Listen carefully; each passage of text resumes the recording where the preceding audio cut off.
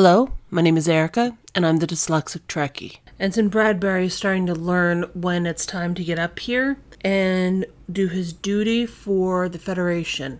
He is not convinced it's actually necessary yet, but he's too critical to the work we do here.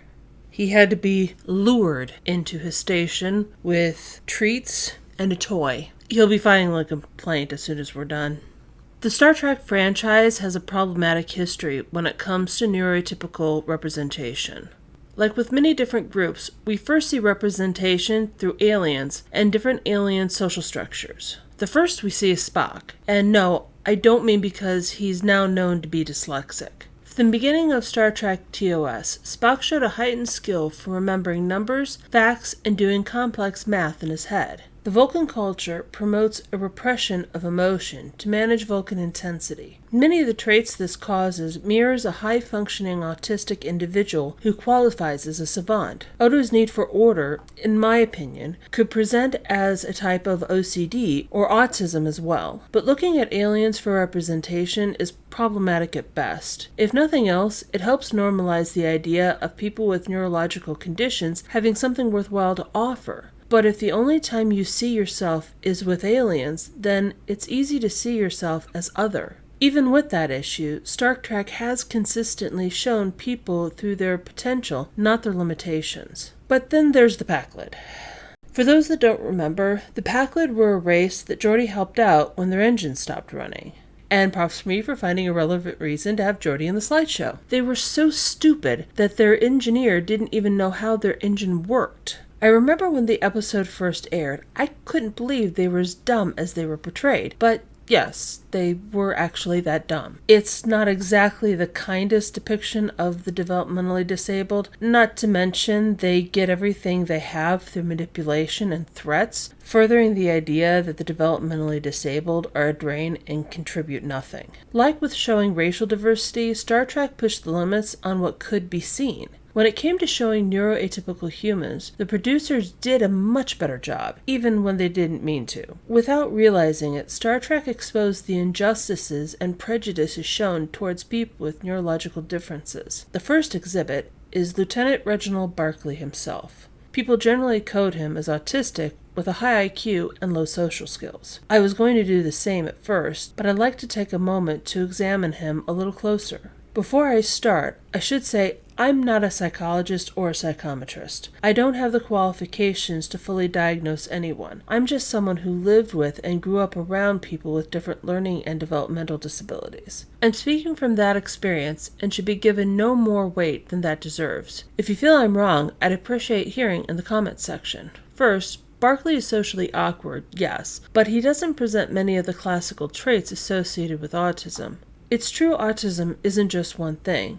It presents differently in everyone, and people learn to mask their traits to function in society. Lieutenant Barkley has no such skills, yet he does function. He does badly, but he does make friends, and once comfortable does very well with them. He describes the incredible fear he has when trying to work out how to interact with others. He spends hours trying to work out things to say when taking part in small talk. I'd like to share a list I found on a site called understood.org. Trouble finding the right words, remembering things wrong, low self-esteem, being out of the loop, missing social opportunities. Everyone I know from work is likely trying to figure out why I just made a bullet point about myself. These are the common traits to what is known as social dyslexia. I can hear the arguments, but he reads fine. He doesn't transpose things at all. He makes none of the usual mistakes you could expect from a dyslexic. Well, I'd say we can't really say he doesn't. He's shown some issues that can relate to short-term memory retention, a common issue with dyslexia. He's chronically late, noting time passage poorly. It's not all about reading and spelling, and this is the future.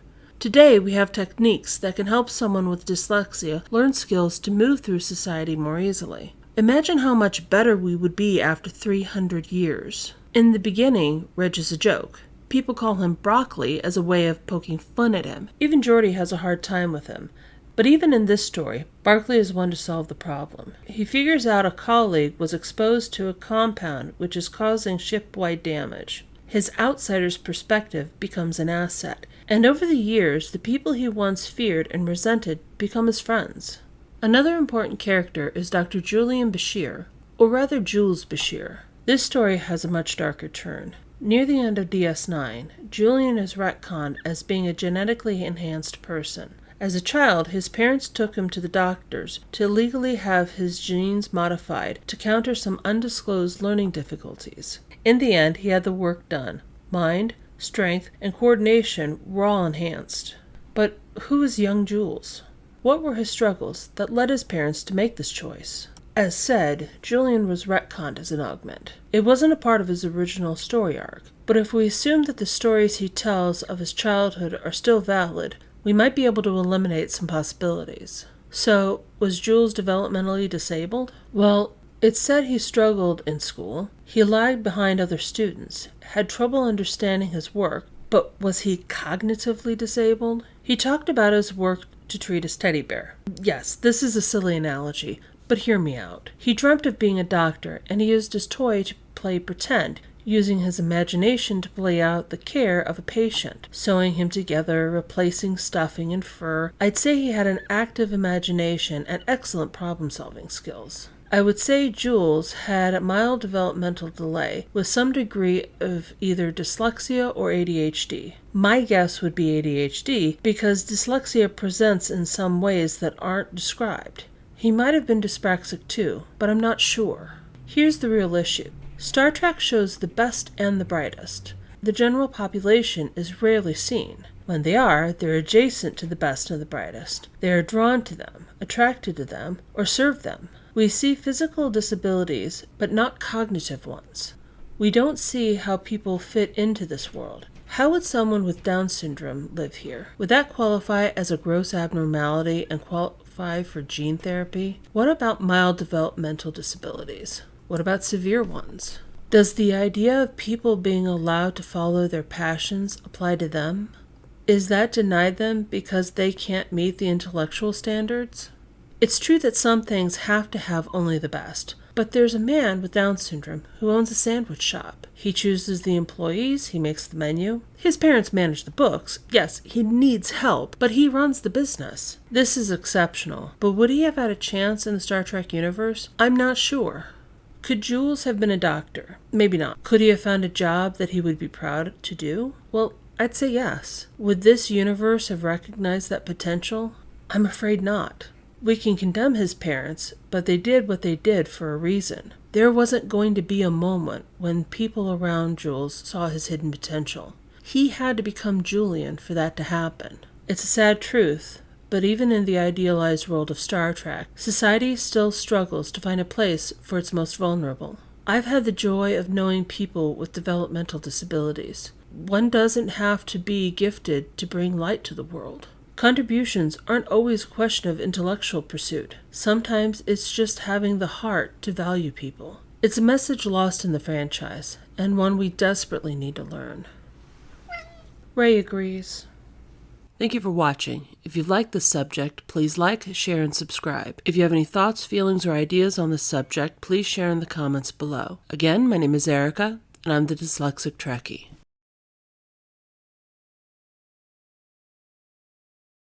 The Vulcan culture promoted a representation, repression,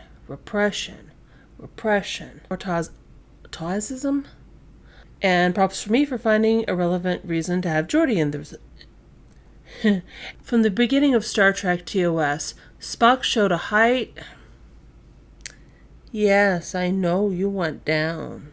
It presents differently in everyone, and people learn to It does, I know. I'd like to share a list I found on a site called understood.org. Yeah, well, give me a minute, honey. I know. Oh, yeah, you had a hard time getting up here, but you still have to be here. No.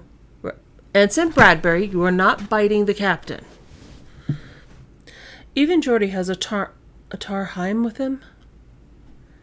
Or rather, Jules Behear. Behear? Yeah, that train is very annoying. I know it's not the train you're meowing at, but come on. Yeah, it's unfair, yeah. Couldn't just let him be who he was. Yeah, I know. We're getting there. But would he have had the chance in the Star Trek universe? I'm not sure. That was good, and I have to do it over again because those jackasses won't sit still. Oh, yeah, you're gonna poop in something, aren't you? It's a message lost in the franchise. Yeah, well, I was almost done. Even Geordi has a hard time with... Ray? No! Stop it. The more trouble you make, the longer this takes. You'd think you'd figure that out by now.